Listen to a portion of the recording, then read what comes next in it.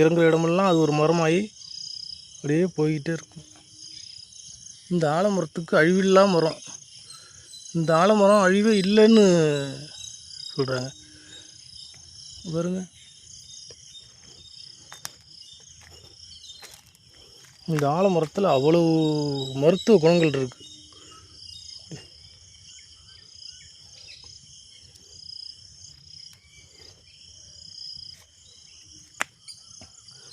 ஏன் அப்படி சொல்கிறேன்னா, அந்த ஆல இலைகள்லேருந்து அதில் அந்த இலைகளை ஒடிக்கும்போது வரக்கூடிய பால் இருக்குது பாருங்கள், அந்த பால்லேருந்து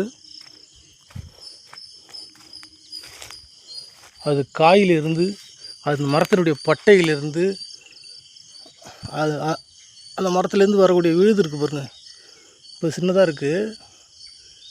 இதுபோல் இந்த இளம் விழுதுகள் அப்படியே இது மாதிரி ஒடித்து டெய்லி இது போல் ஒடித்து ப்ரெஷ்ஷு போட்டு விளக்குங்க, பேஸ்ட்டு போட்டு விளக்குங்க, எதை வேணால் விளக்குங்க. காலை நேரத்தில் இந்த வாக்கிங் வரும்போது, வயலுக்கு வரும்போது பார்க்கும்போது இது போல் விழுதுகளை ஒடித்து நல்லா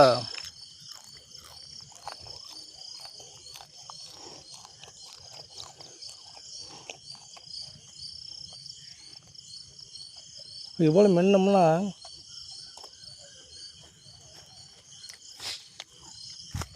பல்லு இடுக்கு ஈர் இருக்குது பாருங்கள், பல் ஈர் நல்லா உறுதியாகும். அதிலிருந்து வரக்கூடிய கசியக்கூடிய ரத்தம் தடைபடும், பல் ஆட்டம் சரியாயிடும். இது மனிதனுக்கு. நிறைய மிருகங்கள் இரவு நேரத்தில் இந்த மரத்து மேலே தஞ்சம் புகுந்து மரத்தில் தான் அடைக்கலமாக இருக்கும்.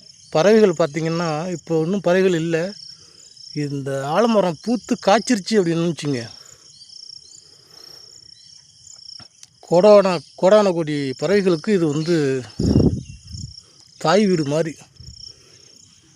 இங்கேயே இந்த பழங்களை சாப்பிட்டு இங்கேயே தங்கிடும். இந்த பழங்கள் எப்போ முடியுதோ அப்போ தான் அந்த மரத்தை விட்டு போகும். அதுபோல் பல உயிர்களுக்கு இது ஒரு ஆதாரமாக இருக்கக்கூடிய இந்த ஆலமரம் பாருங்கள்.